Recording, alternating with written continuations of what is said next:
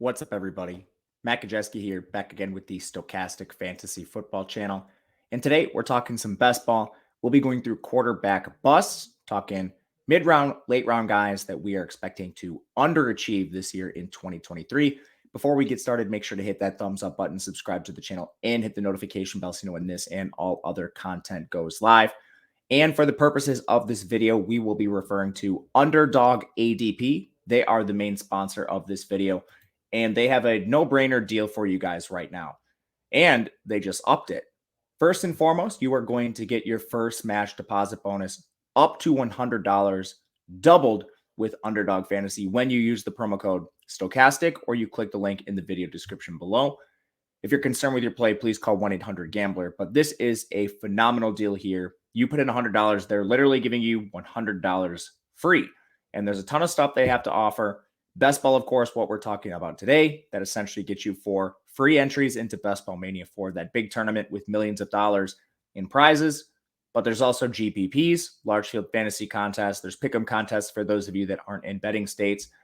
And most recently, they added on our Best Ball and Fantasy Football package. This is normally $39.95, and you get access to this with the Underdog deal. So make sure to take advantage of that. Those rankings update constantly. There's content, articles, videos. You're watching one now. There's a ton out there. All the major platforms, DraftKings, Underdog, Drafters. We have it. You want it. So go ahead, take advantage of that match deposit bonus with Underdog. All right. Let's dive into some quarterback busts. We are going to kick things off with Dak Prescott. He currently has an ADP 105.2. That puts him as quarterback 12 on Underdog Fantasy. And he's coming off what is largely considered a mediocre season, according to previous seasons from Prescott. 67% completion, just over 2,800 yards. He only played 12 games, so take that with a grain of salt. 7.3 yards per attempt. All of these were a little bit below average for Dak Prescott. And we've seen some offensive changes since last year. We see Brandon Cooks come in free agency, but we also see Dalton Schultz leave. They try to add some tight end depth with Luke Schoonmaker, kind of relatively unproven kid out of Michigan at tight end, receiving threat. But we have one guy in, one guy out, in addition to still retaining CeeDee Lamb and Michael Gallup at receiver. So that part of the offense, I think, is a wash, maybe a slight upgrade with Cooks instead of Schultz. But you go from Kellen Moore to Mike McCarthy calling plays. Now, first and foremost, we need to talk about play volume. Dallas is not going to be top 3 in plays per game anymore, more than likely. That's where we saw the Cowboys with Kellen Moore calling plays.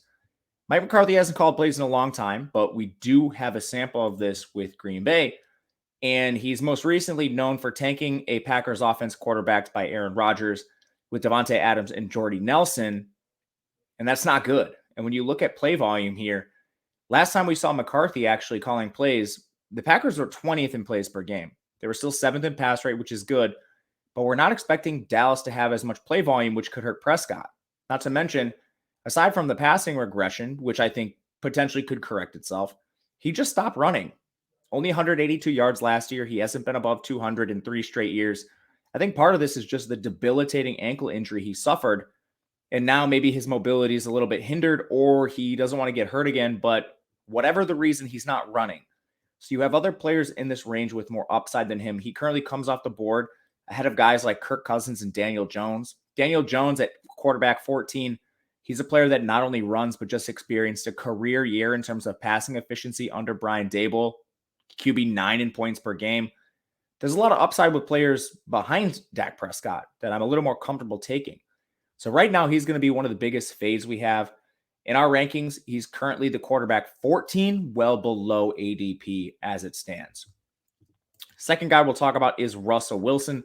Get a little deeper here. He currently has an ADP of 133, and he is quarterback 18 on the platform.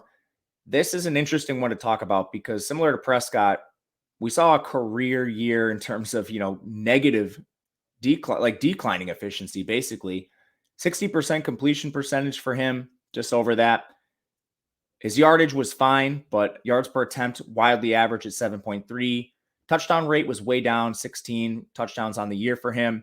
Another guy who's not running anymore, 277 yards and 55 carries. Again, Prescott played fewer games than Wilson, so this is definitely not a statistic we're relying on him. His rushing ability is just not there. And Denver did change their offense a little bit here, too. You have Sean Payton coming in, who I think most people expect to increase the efficiency of the offense, but nobody's expecting this to be a pass-friendly team. All the Denver beat reporters think this is a team that's going to center around the run. And when you look back at Peyton in his final seasons with New Orleans, the Saints in his final season there were 23rd in plays per game, and they were 30th in pass rate. Now, we saw a stark difference when Drew Brees was under center. Peyton's not afraid to air it out when he has a competent quarterback. I'm just not sure they have that right now. Even prior to Wilson's year in Denver, we started to see the efficiency stats decline. Now, basically, we have some pretty decent skill position players. Tough to balance here. But ultimately, this comes down to alternatives as well. When you look at Russell Wilson, behind him on draft boards, you have Jordan Love, Kenny Pickett, Bryce Young, CJ Stroud, essentially the exact opposite of him in terms of profile. Young, ascending talent and ascending offenses with mobility. Each of those players has more mobility than Russell Wilson, giving them a pretty decent floor. And all of them can be drafted outside the top 150, whereas Wilson requires a pick around the top 130. So this also comes down to alternatives. I would rather just wait, draft other players with similar upside at lower ADPs, and then have a stronger team overall with Russell Wilson.